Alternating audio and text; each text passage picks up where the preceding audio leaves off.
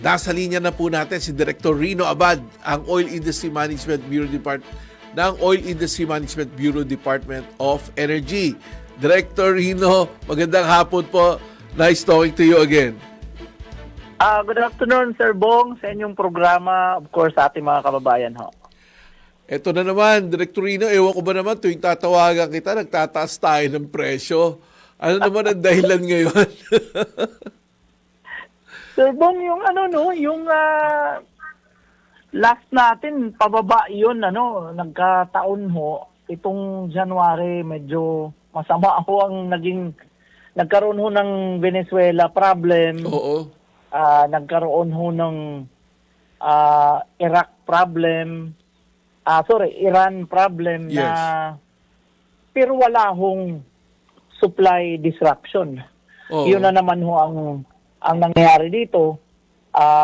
Sa akin, itong sunod-sunod na pagtaas, speculation ho talaga ito dahil wala hong, kahit magulo yung Iran, Yeah. wala hong supply disruption ng oil export niyan. Mhm. Ang Venezuela, aminin natin na wala yung almost 1 million, but that was temporary. In fact, ang report ho ngayon, by end of January, nag-resume na ho yung export nila, with Okay. of course with the agreement with the US. US. So now balik na ho yung 1 million nila. So tuloy-tuloy ho ang magandang balita diyan. Mhm. At recently ang magandang balita naman sa Iran, nag-announce nitong weekend si President Trump na nagsabi naman siya na ongoing na yung seryosong pag-uusap ng Iran at saka ng Washington. So, biglang Monday, today, sa US, bumaba ng 4% ang oil price. Sa isang araw lang nangyari yan. Mhm. After the announcement, so medyo gumaganda uli, nawala uli ang dalawang masamang balita, Venezuela at Iran. Iran. At mukhang kung tuloy-tuloy ho ito, baka gumanda ho ang price at baka maka-rollback ho tayo next week. Next week, ano? Pero yung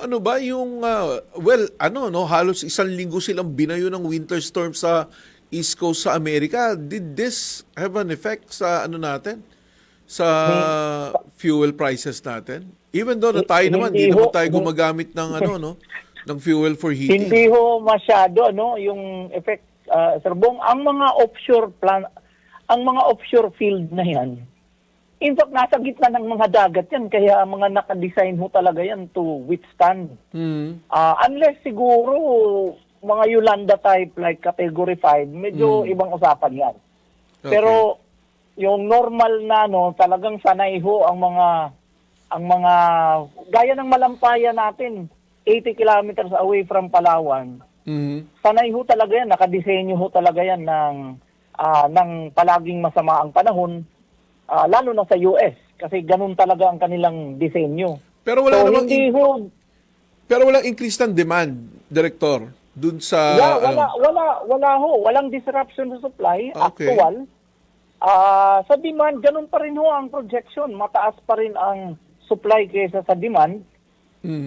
Ito lang ho talaga, gaya niyan, bumaba ng 4% sa isang araw lang. Talagang speculative ho talaga ang nangyayari. Meron ho tayong sunod-sunod na increase sa gasoline. Pang-apat ho ngayon na week. Sa diesel, pang-5 ho. Panlima Pero, yan. Sir Bong, ganito lang may perspective ho tayo. Kasi itong mga announcement ng oil company, suggestive ho yan. Oo. At most, hindi ho niya madiktahan ang gasolina, ang gasolinahan, For example, last year, buong taon, tinabulate na namin. Oo. Ang increase sa gasoline, aggregate, umabot ng 20.50 pesos per liter. Mas marami ho talagang increases last year. Last year. Oo. Pero ito ho ang prevailing common price sa merkado ng gasolina. Nung magsimula ang taon, nasa 58 pesos ang per liter natin sa gasolina. Oo. Ideally, kung i-add mo yung 20, dapat nasa 78 to 80 pesos per liter na ho tayo. Kung sinunod. Oo. Kung wala yung magic ng competition, yung mahirap kang basta-basta sumunod dun sa 20 pesos na increases na yan, dapat 78 to 80 pesos na ho. Pero by end of the year, ang presyo namin sa gasolina nasa 58 pa rin Nandun ho. pa rin, oo. So, iba pa rin ho ang nangyayari sa competition sa ground. At most, itong mga suggestion ng mga oil company, mga benchmarking nila, Oo. mag-i-increase. Pag kaharap mo ho yung dalawang gasoline station sa harap ng kalsada mo, Mga Hindi 10 mo- sentimo rin ang diferensya, ha, Direktor? parang ganun pa rin ang nangyari, Sir Bong, ha? Yeah. Despite yung sinasabi na tabulated, Oo. 20 pesos ang in-increase. Talaga, sa buong taon, in-increase talaga yan. Yes. Based sa pronouncement ng oil company. Pero if based sa monitoring namin, in fact, ako nagpa-gas pa lang ako. Nakahanap, ang pinuntahan ko, 56 pa nga eh. Yung 56 Mas mababa nga eh. pa. Oo nga eh. Oo, kisa dun sa 58 na, so hindi talaga totoo na supposed to be, nasa 80 na tayo eh, Oh, sa gasolina. So the competition works, ano, for us, for the good of the competition consumers. Oo. Opo. So, ang suspects ko, sunod-sunod ang week ngayon, pero the price remained at 56, yung gasolina, Oo. wala, ganun pa rin talaga eh. Supposedly, nasa 60 to 62 na tayo eh. Wala, nasa Oo. 56 pa rin yung pinuntahan ko eh. Well, it's good, ano, So, para, talagang- kasi pag tumataas, lalo na yung diesel, pag sobrang taas, naapektuhan na rin yung ano natin eh. Unang-una, syempre, yung transportasyon, halos diesel Yeah. ang ginagamit yan. So, it will have an effect kung masyado na mataas. And likewise, Yeah. yung mga produkto natin na ano, no, yung pang-araw-araw, gulay na lang pag travel from Baguio, mga truck, baka umaray din yan, ano. Pero it's good to know Yes. na hindi pa rin ganun kalala, ano. Pero sana nga, makaasa naman tayo ng medyo pagbaba next week kasi isa diesel, ano, Yeah. Director, 5 eh. Yes. 5 linggo na eh. Yes. Oo. Yes, Sir Bong.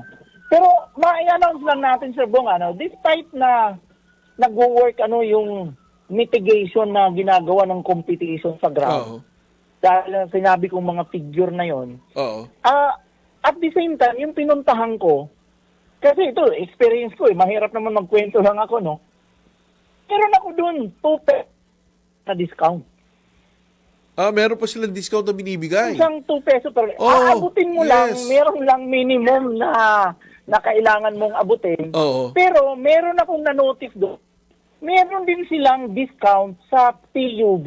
PUV, yes, Ang yes, discount yes. nila sa PUB, hindi na kailangan ng minimum. Ako, private, may minimum ako. Yung minimum ba, Director, kaya ng full tank? Hindi, may around 3,000 akong kailangan abutin eh. So, talagang okay. sinagad ko. Oo, sinagad ko siya. Kaya lang, na-avail ko yung 2 peso per liter. Yeah, kasi kung SUV ang dala mo, ang full tank kung medyo empty ka na eh, kaya mo yung 3,000 eh. Yeah. Oo. Almost empty na kasi ako. Kaya Yeah. kinuha ko talaga yung 2 peso per liter. Pero, yung PUB discount nila, walang minimum. Walang minimum. So, pabor pa rin sa mga jeepney at Yeah. saka mga bus drivers na. Yan ang ina-announce natin. Ayaw kong kalimutan yan, Sir Bong, no? Na Yeah, oo. tingnan nyo ang gasoline station na favorite ninyo. Doon na kayo sa talagang consistent nagbibigay ng discount. Totoo yun. Not only 2 pesos, ang iba nakikita ko 4 pesos Totoo per yun. liter. Alam mo, Director Rino, tuwing nagtataas tayo dati, nakikita ko may pila ng mga sasakyan sa sa mga gasolinahan eh. Pero ngayon, hindi na, it's not that, parang ngayon, hindi na issue eh. Pag, iba, katulad yan, piso, 1 peso 60 centavos sa diesel. Dati, Hindi. pag tumataas Hindi. ng ganyan, ang dami ng pila sa before the price increase. Pero ngayon, hindi na.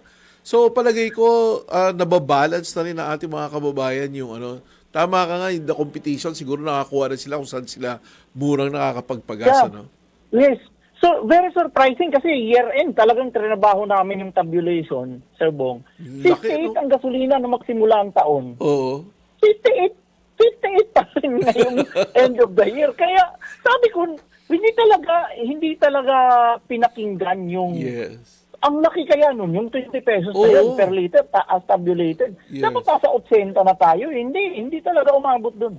Well, that's good. That's good to know, Director Rino. But, so anyway, Director Rino, next week, kung may paggalaw, sana pababa, i-interview kita para yung usapan naman natin, Diba? bakit bumaba, hindi bakit Hello? tumaas. No? Alam, maraming salamat ulit, Director Rino, for taking our call. Maraming salamat po sa mga information. Yes. Magandang hapon ulit sa inyong programa, Sir Bong. Thank you po. Yan po si Director Rino Abad ng Oil Industry Management Bureau ng Department of Energy.